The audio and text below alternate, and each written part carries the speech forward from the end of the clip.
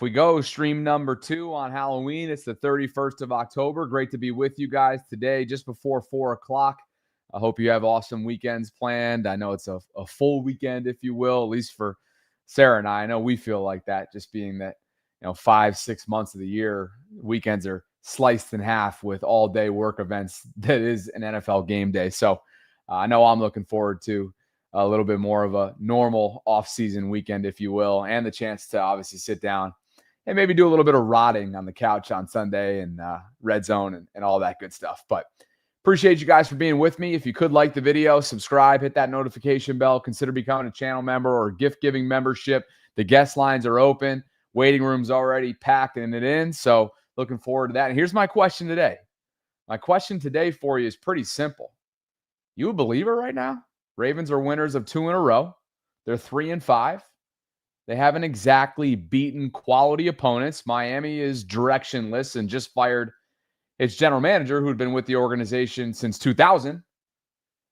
And obviously, I think Chicago probably a little bit of an inflated record that they came with last Sunday, winners of 4 in a row. But that's neither here nor there, because the Ravens can only control who their opponent is. And what can they control?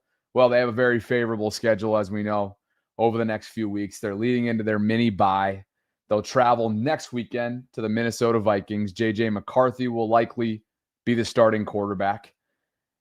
But bottom line is they're rounding into form. They're going in the right direction. This is a defense that still has its fair share of struggles. But as we'll see, statistically speaking, with many key categories, they're moving in the right direction. They don't need to be world beaters. They don't need to be the Ravens defense of old. They really just need to be average.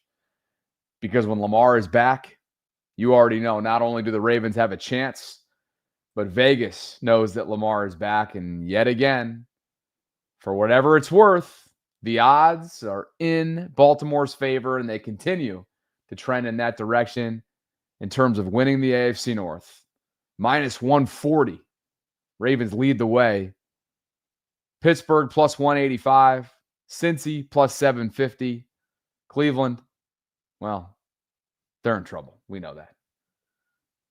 With all of that said, a blessing and a curse is the fact that the Ravens have only played one AFC North divisional game to date thus far.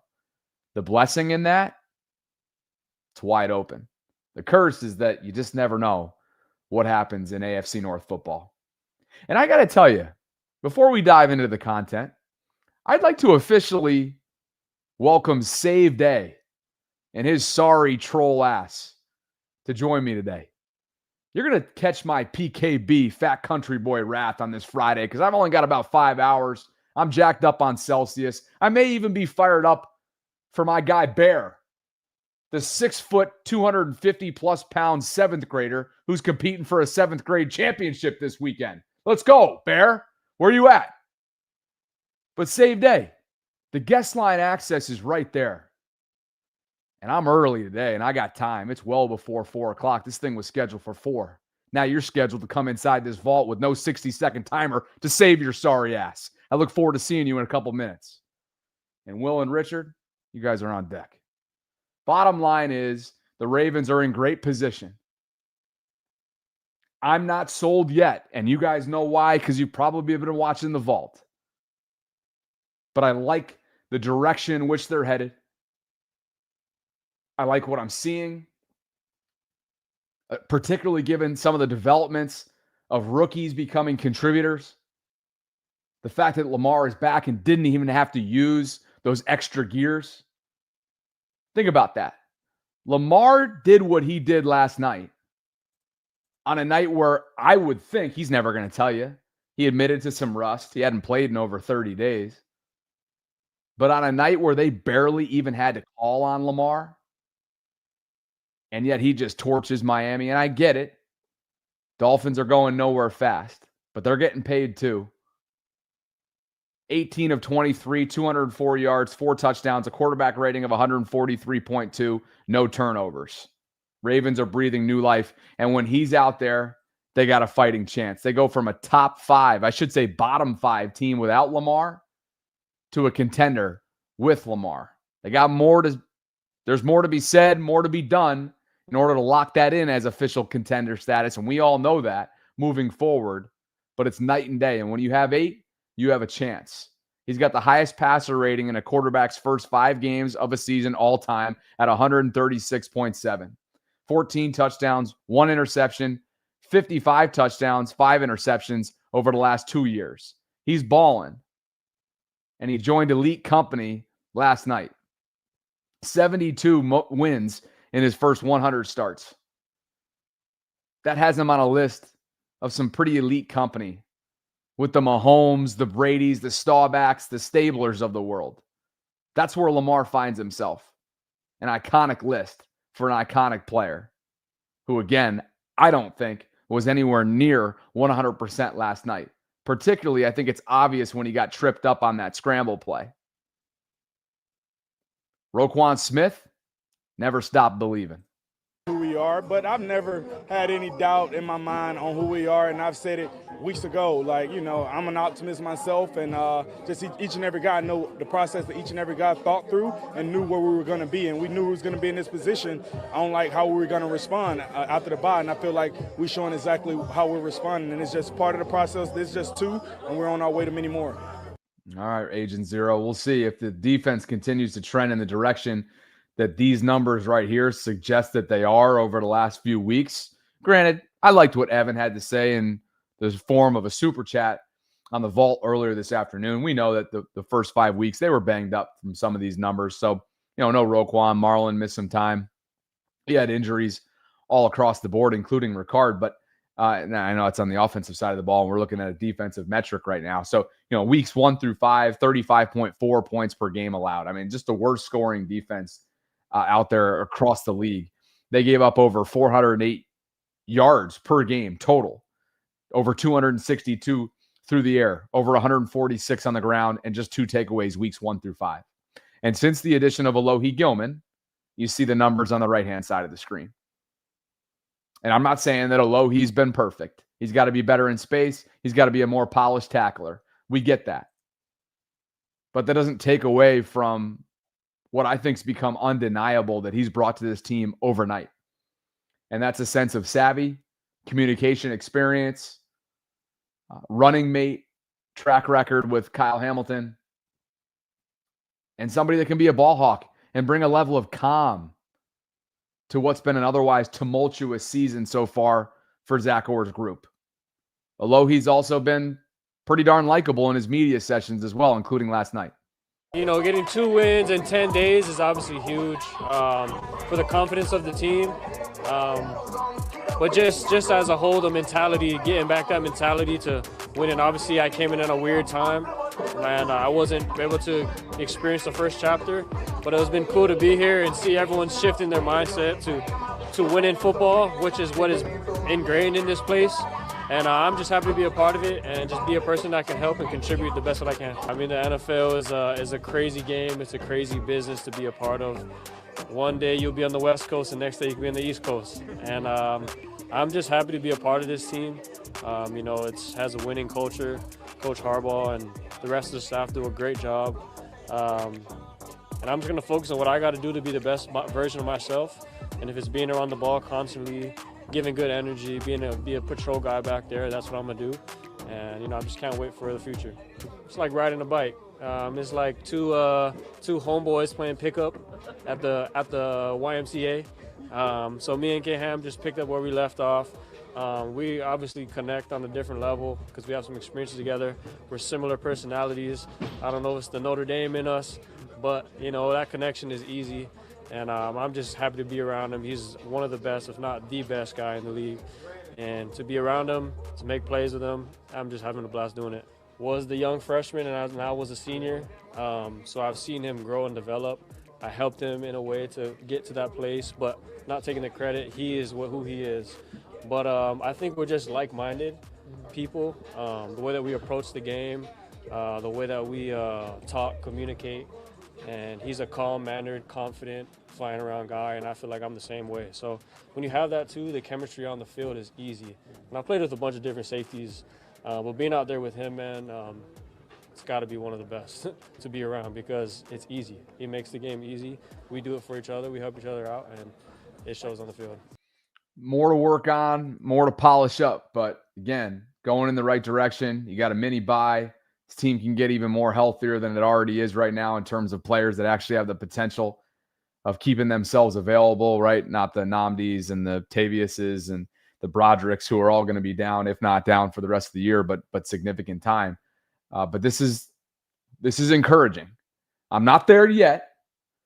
Ravens really struggled to contain, particularly on the outside, Devon Achane, and they struggled with some of Chicago's playmakers a week ago on Sunday, not even a week ago, 5 days ago. But this is a step in the right direction. And they're giving, most importantly, they're giving Lamar and the offense an opportunity to shift momentum. 3 takeaways. Rookies are contributing. And Kyle Hamilton's obviously playing like the all-pro, perennial all-pro, really, that he's become on an annual basis for this team. Knowing you can now have him as that big nickel, affecting sight lines, getting after it in coverage, clubbing guys like he did last night. Good God, does he belong in past generations of old school football? How about the blindside block there? Sarah and I got into the definition of what is and how is it regulated? How is it officiated, I should say, at the NFL level? It was the parallel part of the definition that I think applied to that there when Kyle put a licking. just put a licking on a Dolphin last night. So it's you guys know me. As Darren Alexander says, it's Bobby, be cautious. I'm being cautious for a reason. I need to see more. But I also see what you guys see as well. That the door is open. The window is still there. And they very much, I don't want to say control their own destiny, but it's a favorable upcoming stretch with a bunch of winnable games. And who knows? Could be eating my words. Could be holding myself accountable and potentially jumping the gun early. We'll see, though. Jury's still out. A lot more to be learned when it comes to this organization and the current state of the 2025 Ravens. But for where they were 2 weeks ago, even a week ago, I'd say morale is a lot more uplifting. And the here and now leading into the 1st of November. Richard says, gotta go, about to be on the road. Bro, English. Are you in the waiting room still? Oh, no, he's not. Richard says, about to be on the road. I'm no longer on the ledge, but I'm 50-50 right now. I disagree with Sarah, though. We win the AFC North. Super Bowl's wide open. And hashtag that's so Raven. Sorry I couldn't get you on the program, Richard. I saw him in the waiting room, and then he disappeared. We'll go to the guest lines in just a second. But listen to Lamar's interview with Scott Van Pelt on late night ESPN last night from Miami. 2 weeks ago, you guys are like 1-5, and I'm sitting right out here, and look, I say some dumb stuff, but I thought I was saying something smart. I said, I'm not quitting on the Ravens. They're going to get healthy, and they're going to come out of their bye, and they're going to be fine. What was the mood like up there in the castle, right? Because you guys are banged up, and you've never been in this spot. How organizationally do you guys just stay calm and know we're going to be okay in time? Just knowing where we are in the place of the LLC right now, you know, God just stayed dialed in, knowing, like I said before, do or die. God just didn't get complacent, you know, everybody in meetings locked in, go to the practice field, we locked in, treating everything like a game situation. And then so we can come out and perform on Thursdays like we did tonight, or Sundays, Mondays, whichever day it is. Did you hear that? They didn't get complacent. I don't know what he means specifically by that, right? It could be regarding what he maybe witnessed or observed when he was down. But let's be honest, it might just be a human interaction indirectly to become a little bit complacent when you don't have QB1 out there for an extended period of time. Your season's going south quickly, and Cooper Rush, as of just a couple weeks ago, is your starter, with all due respect to Cooper. So, yeah, they didn't allow themselves to become complacent. They didn't stoop down or play down to the level of competition that even though, hey, let's be honest, I'll continue to say this. The Ravens got outplayed 90% of that first half, particularly at the line of scrimmage last night. They did. They got outgained. Miami had 6 more first downs. They won the time of possession battle, did the Dolphins, by 8 minutes. Ravens were 1 for 6 in third down conversions. And yet Miami stares a 14-6 deficit in the face.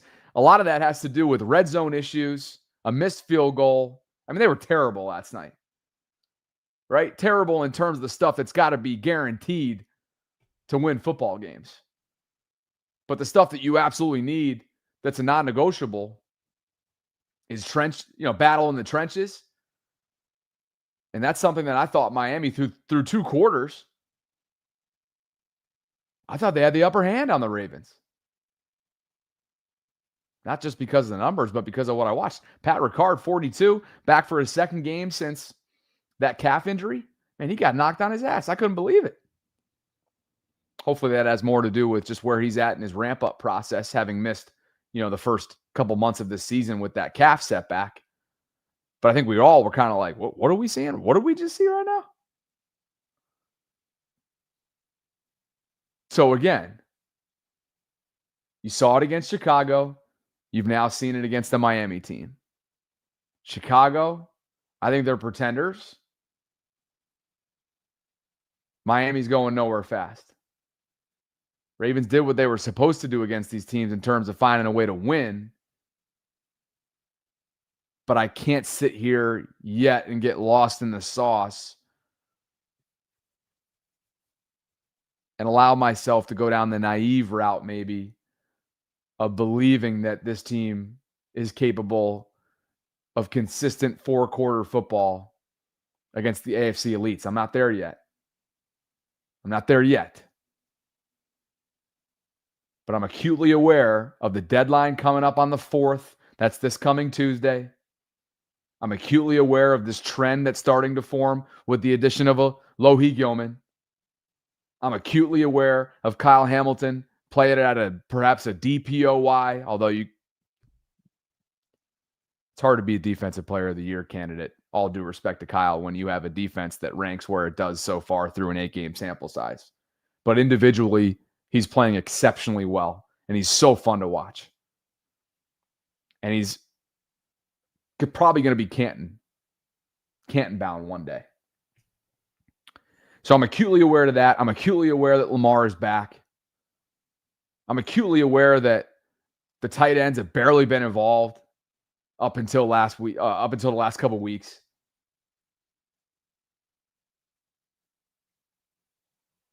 And they haven't played yet a full, complete game. I suppose the Ravens, with Tyler Huntley, played close to it last weekend against the Bears, but there's a lot to like about where they are right now. I have to think you guys probably feel encouraged by exactly that. Guest lines are open. And what was the question I asked a couple minutes ago? This is what 5.5 hours does to you with Celsius intake and limited food. Are you a believer? Are you a believer? And if you are, where is your believer status? Give me a buzz. Guest line access. Pinned in my comment section in the live chat right now. Save day. If you can turn on your camera, I love that you're standing on business and trying to come on and chat with me, but your camera's not on. So throw that camera on. You and I are going to spar for all the watch on this Halloween Friday. My guy Will. What's going on? So for me personally, I'm a little bit in the middle here. So I get what you're saying. I 1000% agree. And then there's the other side where, not really for sure. Yeah, I think some of the mistakes were like, I saw this again with the play calling. We were up again, 28-6. We could have extended our lead, but we were playing like run, pass, run, pass. It was just the same stuff. Sometimes we convert and be like, okay, just like lose the defensive momentum for the Dolphins. But when you're playing against, again, the AFC elites, like the Bills, the Chiefs, like that's not always going to work out. You're going to lose the lead like you did at the beginning of the season. You're going to you got to put the foot on the gas. Like Lamar was saying all of last year when they had those stupid losses, they did not keep their foot on the gas pedal. So in this sense, they need to do that on offense. I know Lamar is dealing with hamstring.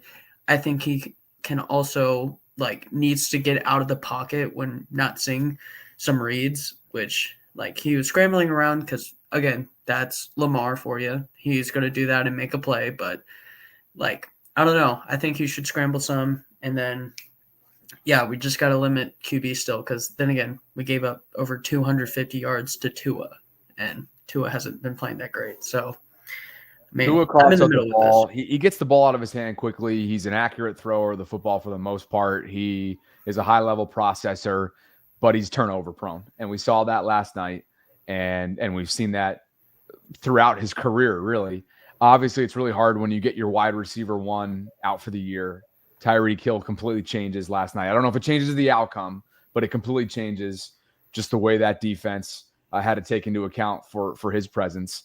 You lose your tight end that just unretired in Darren Waller, who the Ravens have a not a general level of familiarity, a great level of familiarity for. But I want to reiterate what you just mentioned too about Lamar and continue to say that this is an encouraging aspect of how this all starts to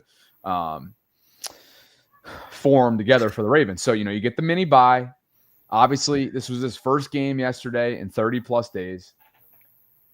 I don't know if he had that extra gear last night, but the beauty of it is, regardless of whether he did or didn't, they didn't need it. Yeah.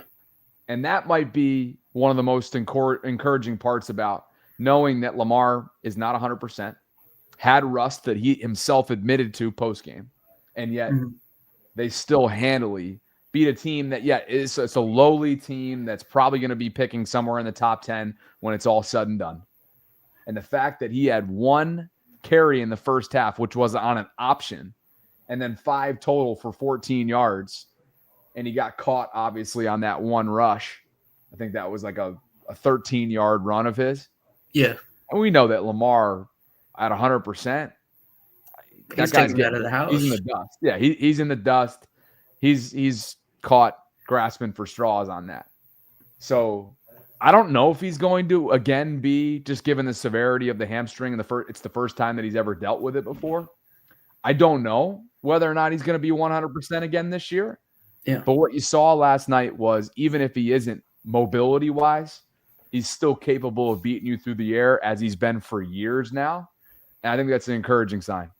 Yeah, it's literally amazing. Everyone I've seen online have been comparing him to Peyton Manning for how he's throwing the ball accurately. And they're and he's not even healthy running. He has coming off a hamstring. So, it's very encouraging. Big smile on my face like he did last night on the bench. So, yeah. Enjoy it, man. Bring that smile into Halloween weekend. Stay safe and enjoy it, all right? I got your email. Thanks. I'm gonna get on that email pretty shortly here, all right? All right. Thanks. And have a great weekend as well. See you, man. You're the dude. Will. Be on the lookout for his new YouTube channel. It's dropping here pretty soon. Save Day is hitting me up in our private studio chat, and he says, sorry, I'm unable to use the camera. Maybe we'll spar next time.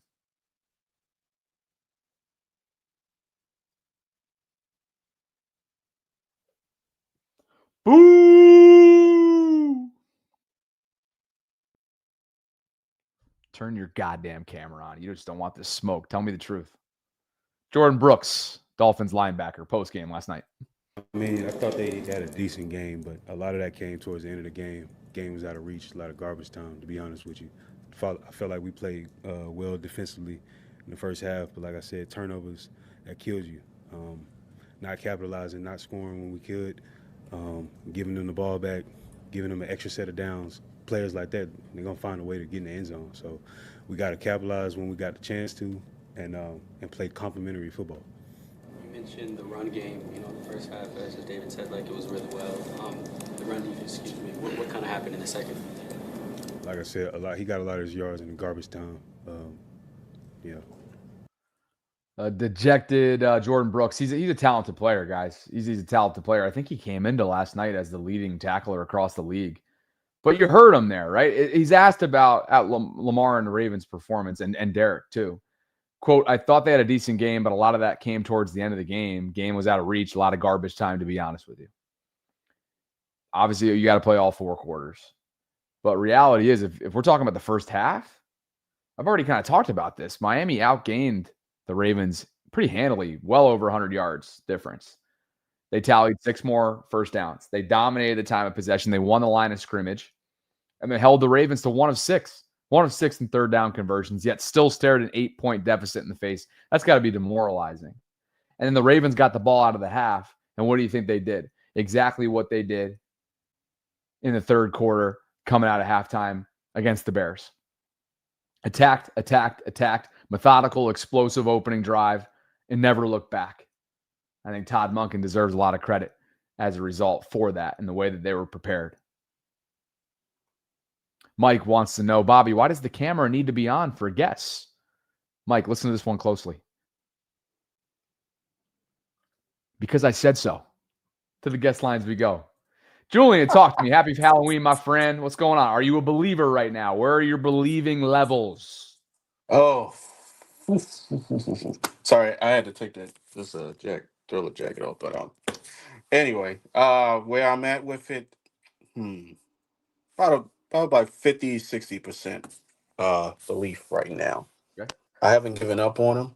It's just like you said, and like everything was what's on everybody's minds right now. We need to see more, and there's still little bits and pieces of some issues that they need to figure out.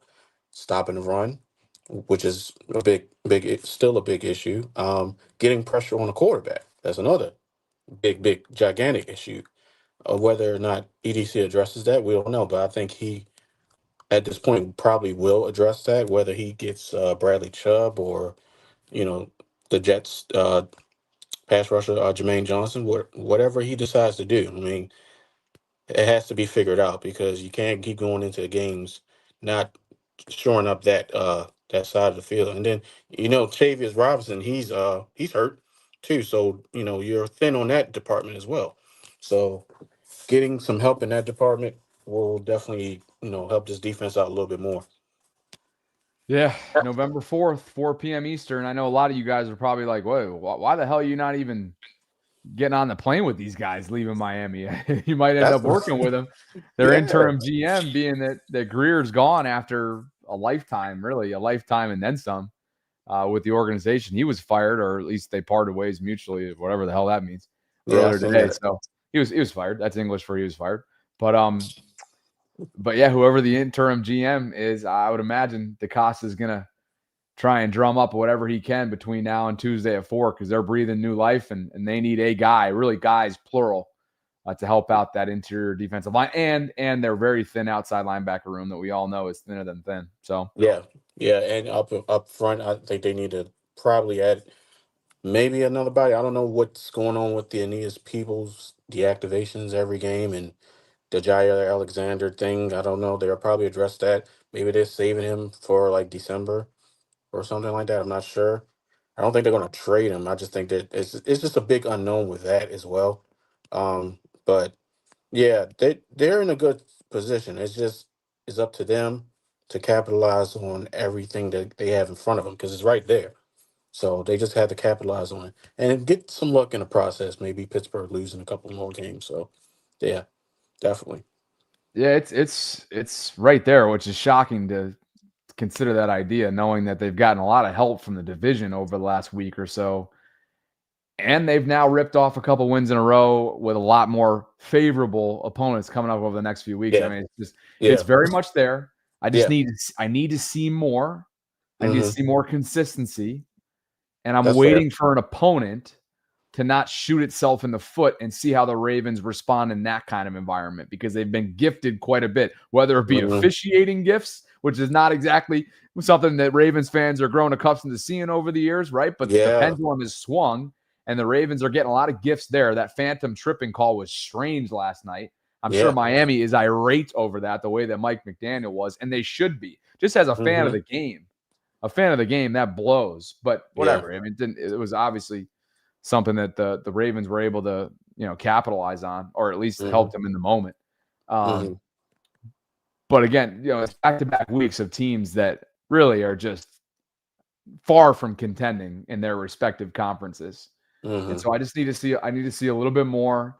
And particularly when that AFC North tough stretch in a few weeks from now begins, because as underwhelming as the division is on paper, we know that a lot of division games you can flip a coin. Okay, maybe not Cleveland this year; they're in disarray. Yeah. But you already know. For me, I always view Pittsburgh, Baltimore as a coin flip. And I know maybe you guys are easily go back to wild card game last year when the Ravens beat them in just about every single facet. But it changes every year.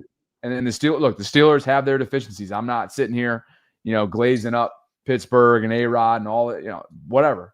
It's Steelers, Ravens. And whenever it's Steelers, Ravens, you just never know. You never know. And the same might be able to be said about Cincinnati. If Joe Flacco's slinging that thing, I know defensively, those games are probably going to be a shootout given the state of each of their defenses. Yeah. But I'm just not comfortable to sit here and be like, oh, they're running the table in the division. They've only played one of 6 games. Yeah. So I can't go there yet. We just got to see what happens in the coming weeks, in the coming months, and see how they're going to look from this point on and going forward. But I do have a question for you. Is there another home game that you are maybe thinking about attending, or is there some things that you got to do for that to happen? Is there a home game you have in mind? Yeah, nothing planned yet, but definitely not out of the cards to sneak one more in. It's just been, God, man, between bye week, going to Banff, mom came into town, had a little bit of work travel sprinkled in there for brand partnership related things. Then I had to, I came up for the Detroit game, that Monday night debacle. I'm going to be live. Actually, you guys will see this next week. I'm going to be live from Thursday through Monday next week. So a week from now, I will be in Belize. We're all celebrating my mom's 60th birthday. We got like a couple villas. All my siblings are coming in. Like, it's going to be a blast. But that's just like insane. Anytime you're trying to get to an island, it's so hard to get to. So we're going to Belize. Placencia is where it's called, for those of you that are familiar with the Central America area, or maybe some of you guys have been to Belize in the past. That's where we're going. And then I got to go home for a week over Christmas. So I don't know when the hell it's going to happen. I mean, maybe if they're able to somehow, some way sneak a home wild card playoff game in, that'd be a no-brainer to go home for January for sure. Yeah. I was thinking, like, if there's a possibility of that Patriots game, because that's probably the last game of the season. If not that, maybe a wild card home game for you. Oh, I saw something in the Discord. People are speaking into existence a potential flex for that Patriots game. I just saw that a minute. Yeah, I just saw that a minute ago. Matter of fact, it says Week 16, Patriots at Ravens could be a Sunday Night Football flex, because currently Cincinnati at Miami is scheduled for that time slot. So if they flex that, then that could be the one. Maybe that definitely could be the one. Yeah, maybe. Cool. That's gonna blow too. I don't want any more primetime games. Fuck that. Bobby said, "Fuck that! I'm done with it." You want to watch? Because I'm like fogged up right now. Sarah and I were doing our pregame show, or See this? I can't even our pre-show call today, and I could barely even get English out because oh man, I don't know. We just what were we on? I think we were on till like. Were you on with us all night last night? Yeah, I was at my job. I was listening to you guys last night when you I think it was like 12 o'clock when you guys came on last night. The postgame. Yeah, midnight. Yeah, I was at my job. I was listening to you guys all night. So nice. Kill time, all that. So your body clock's probably more used to this than I am. So yeah, I'm used to the night shift. Graveyard always kills me sometimes. But get her done, man. Yeah, get her done, Joel. Appreciate you. Have a good weekend. All right, Bobby. Later, man. Appreciate that. You guys crack me up in the live chat. Luke thinks that I have old money. Oh, I can't wait to address this, Luke, you mofo. Miss Solodolo says, Bobby, you do more vacations in a year than I did my entire life. LOL. Good for you, boss. All right, this is a good opportunity to open up the curtain a little bit, or peel back the curtain ever so slightly. So the Banff trip obviously was my annual bye-week vacation. The majority of that trip, not the majority, but a good percentage of that trip was, one, taken care of through points, like accommodation, travel rewards points. And then two, I had that business partnership with that resort located in downtown Banff. So how this works, not to like get too deep into the weeds here, is in exchange for accommodation, I'll give them an equivalent, we negotiate it over email, an equivalent amount of advertising across my channels. So you probably saw me throw something up on Instagram, for example. You can go check it out. It's like a reel and you tag them and they collaborate. And next thing you know, like that's part of the component. So not that I have to explain myself here, but just to humanize myself a little bit, we are the farthest from old money. We worked for everything that we've ever earned and gotten, me and my 4 siblings. We all went to, yes, good institutions, but really due to financial aid packages. Our parents were separated from 2012 on, 2011, somewhere around there. So that always brought challenges. Divorces are not cheap. Obviously, that complicates things. Always complicates things. Suburbs of upstate New York, Albany area. Neighbors that are really, really close to, like, not a lot of land, but just a modest, really grateful, like, comfortable place to grow up in. But it's the farthest thing from old money. My mom's grandfather left us all with A stock, which was awesome. Mine's Atmos Energy. But man, it is so far from that, just to be abundantly clear. Because sometimes, and maybe it's just the vibe that I give off of social media, I don't know. Maybe you guys hear about my travels, whatever it is. Like, everything that I do in terms of travel, it's all economical. Heck, you guys watched me and heard about all my travels this summer when I went and visited my youngest brother who was doing a 3-month backpack in between graduation and his first big boy job. I went and stayed in Asian hostels. $2, $3, $4 a night when you do the conversion. So I promise you, it is far from old money. And I hope to one day, obviously, be in a place where, if this continues to grow like I hope it might, between here, the vault, everything else that we do, that, who knows? Old money of our own, organically created and built maybe later on in life. But that's just a little look into my life. So, yeah, and Kwame, you're right. Like, if you stay in hostels in Europe, much less Asia, dude, Europe hostels are one thing. You go to Asia, you live like a king. Complete king. So anyway, that's that. Oh, and by the way, you're going to learn more about how this business partnership came together next week. And let's screw it. I'll just show you this real quick. I was reached out to years ago by a guy named Larry, who's a friend of the program from Catonsville, for those of you that are in the Maryland area. And he has been working with a resort in Placencia, in Belize for years. And he used to follow me on Facebook before it was deactivated. Shabil Del Mar is the name of this resort that we're going to be staying at.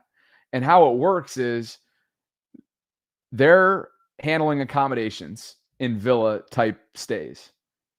I will give them, obviously, as it worked out in Banff as well, a certain level of exposure and promo through the channel, through Instagram, and through other areas. And so just to kind of give you an idea of what Shabil is all about, here you go. Welcome. This is what you're going to be seeing me live from, which should be hilarious. Hopefully the Wi-Fi is okay. But this is where we're going to be posted up next weekend. So as much as it's like, oh yeah, Bobby's pockets are deep, he's made of this, he's made of that, everything I do is done with intention, typically an economical layer of reasonable spending, smart, researched spending. And most importantly, really, none of this really matters aside from the fact that or nothing matters more than the purpose of why we're going. And that's pretty simple. It's my mom's 60th birthday. And as a mother of 4, she has consistently over her lifetime, over my 31 years, put us before her. And it's time for that to flip the script. So I'm looking forward to celebrating her for a long weekend, going snorkeling, boating, bathing, sunbathing, all that good stuff at Shabil Mar. And your guys are going to learn about it along the way because I'm going to be doing a lot of coverage from there, including a post-game live stream after the Vikings game. So I'm looking forward to it. And now that I've completely overshared about every aspect of my life, back to the guest lines we go. Richard, are you there? Let's bring Richard in. I can't tell if Richard's there or not. I thought I saw him. I don't know. There he is. What's up, guy? How you feeling? Yo. So I'm literally doing dishes right now. Happy Halloween to you. Happy Halloween, man. What's going on? So, I thought I was going to be on the road. My sister's trying to play games. I don't know. She's like, oh, I'm actually going to be here at 6. I'm like, shit, okay. So I actually have time to hop on. So, yeah, I mean, let me go ahead and get into a place where it's better. I'm literally was cooking dinner. Why the hell are you cooking dinner now? Because I'm about to go up to Maryland for the Halloween haunted forest walk or some bullshit. How many eligibles are going to be walking around there? How many what? Eligibles. We'll see, man. I might be off the market. We'll see. Oh, okay. Now, you and I need to text a little bit more than maybe I missed a couple of your recent texts. Matter of fact. Well, I mean, it's the same girl I was talking about. So, well, yes and no. Not the girl from Tampa. I haven't met that girl yet, but yeah. All right. An earlier super chat, somebody was asking me about what I have planned for Halloween, what you got up your mouth, and let me just tell you, can't talk about it on the air. So, so you got that kind of thing going on. Okay, I got you. All right, hit me. Fair enough. Hit me with something before you head up to College Park. Okay. What you got? So where are your belief levels at? I'm at 50-50. Like I said on the super chat, I disagree with Sarah about the whole winning the AFC North thing. I mean, if our threshold for a successful season is to win the AFC North, what the fuck are we doing? I'm sorry, but it's just going to be we're going to have a bad draft pick again. This would be a one and done team. If we're getting into the AFC North, we better damn well make the Super Bowl. And at that point, honestly, that is the way that Ravens make the Super Bowl. In 2012, 2013, I remember that season very vividly. I had lost a lot of faith in that season too. The only reason I didn't entirely was because of Ray Lewis. Yeah. But holy shit, there was a lot of things going on during that season. And, we went in, stumbling in, and then we went on a hell of a run, and we won the whole thing. Same thing kind of with 2000. I mean, we came in as a wild card team in both championships. When you think about it, we didn't have to go wild card, I believe, in 2011. So, it was kind of the same thing where the Ravens do good the previous year. They don't make it. The following year is going to be a lot more challenging, a lot more trials, and they overcome it. That's the way. That's why I call it That's So Raven, because that's the way that they would win it.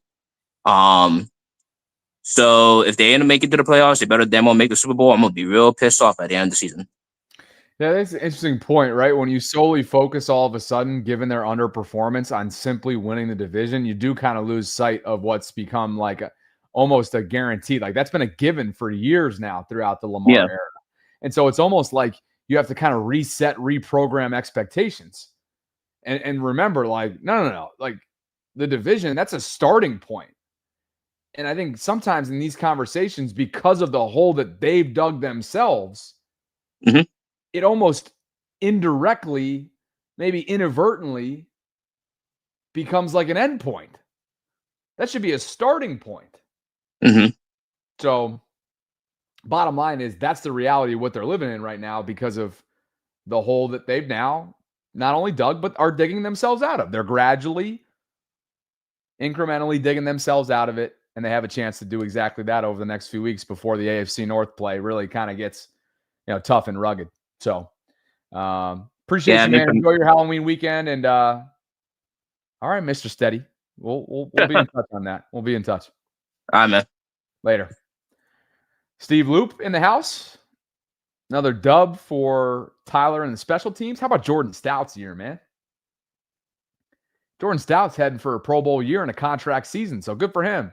And Steve, happy Halloween to the Loop family. The Bruz, you feel, oh man, you look like you've been up as late as I have been. What the hell you been getting into? Appreciate you guys for being with me this afternoon. I got a cigar with my name on it that's right across the way right now. It's just staring at me. I'm about to absolutely beat that thing up. I can't wait for it. It's a Monte Cristo White Series. What you know about that, DeBruz? Welcome into the channel. Good to have you back on the program. Hey, brother, listen. I'm just getting back from the largest funeral ever. God. It was at the Hard Rock Cafe. It was at the Hard Rock Cafe. I was in section 126, seat 10. You got me good on that one. They gave me the pleasure of giving the eulogy of Here Lies the Miami Coffins. Not Dolphins, the Miami Coffins. We buried them. But I was listening to y'all, man. You was talking about E.T. I wanted to drop this on you real quick, man. It kind of speaks to the season. It says, wait, hold on a second. That shit was funny. I know, brother. I just want to go switch picture with you real quick because I was trying to jump in on that last slide with you and Sarah. Just put some in the comments for y'all, man. It says, everybody want a crown, but nobody want to be crucified. Everybody want this crown, man, but you got to realize you're going to have to go through some things to get it. And not making this biblical in regards to the Ravens, but just making this biblical in regards to life. These are the bumps and bruises that go along with it, man. One thing I'm worried about is Green can't hold the edge. He's just not there yet. And a lot of those outside runs, that's a lot of zone read we'll see in the playoffs. It reminds you of Gibbs. That's Detroit, man. A lot of people are mimicking that. And he's just not good at holding the edge. I would love Chubb right now. I would love Quentin just to put him in the middle because, again, we don't have any, unless we blitz, we don't have any penetration going up the middle. And obviously, that's a concern for me. Yeah, I love that. They need a guy, obviously, between now and 4 p.m. on Tuesday, and then whatever Lawson can give them on a rotational side of thing. Yeah, you got to get him involved there because that's a thin group. And you're right, Mike is drinking from the fire hose. He flashes a bit. That bend is always on display. But we saw it in the Chicago game in the red zone. They're running right at him. They're going downhill at him. And can 45 he can get to the passer, brother. He can get to the passer. So it's like Owe, right?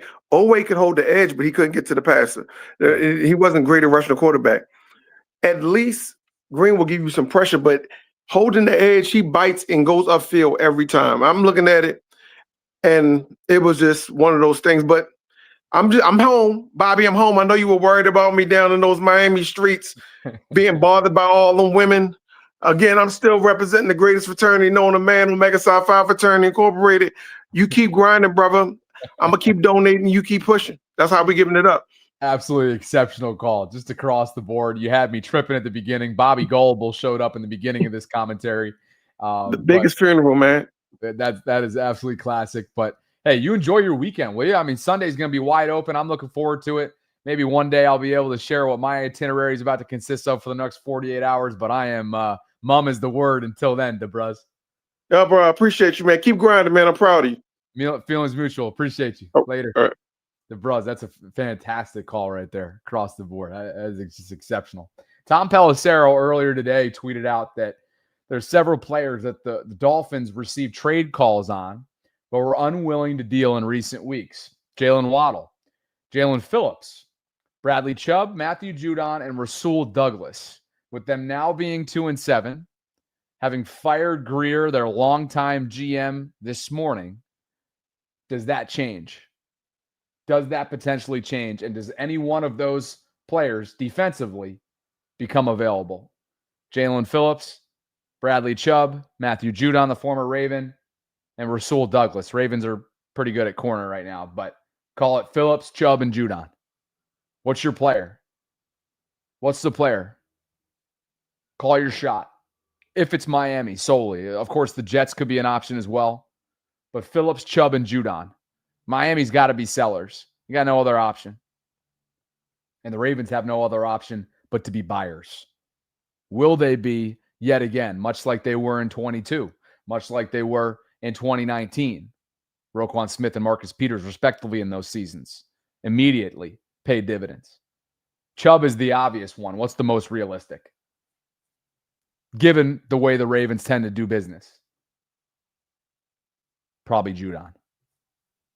They let him walk and go to New England several years ago. Did he go to Grand Valley? Why do I feel like that was sort of like a diamond in the rough at Grand Valley, right? He went to Grand Valley State, I think it was. Chubb is most intriguing. Judon might be the most realistic in terms of Ravens business.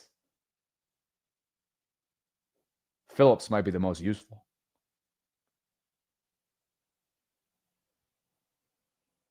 Anyway, good stuff. Trade deadline coming up. I'll be on, certainly be on call this weekend just in case Eric DeCosta's phone starts ringing. But I would assume it's going to be pretty quiet between now and the end of Sunday. I would assume. Because week 9 is obviously important. And it might even be quiet through Monday. Who plays on Monday Night Football this week? Let's just see if there are any teams that might have. Arizona and Dallas. Yeah. So through Sunday, I'm expecting it to be relatively quiet. Oh, and believe me, Dre, I'm not saying that Judon is like an intriguing acquisition. I'm just saying what's most realistic for the Ravens right now. Shit, he was just a healthy scratch a week ago. He played last night, though. Judon did. For a struggling Miami team. Struggling. Guys, I hope you have an awesome Halloween weekend. I would love for you to join the Bobby Baltimore Discord server. Over 1,000 members strong and growing every single day.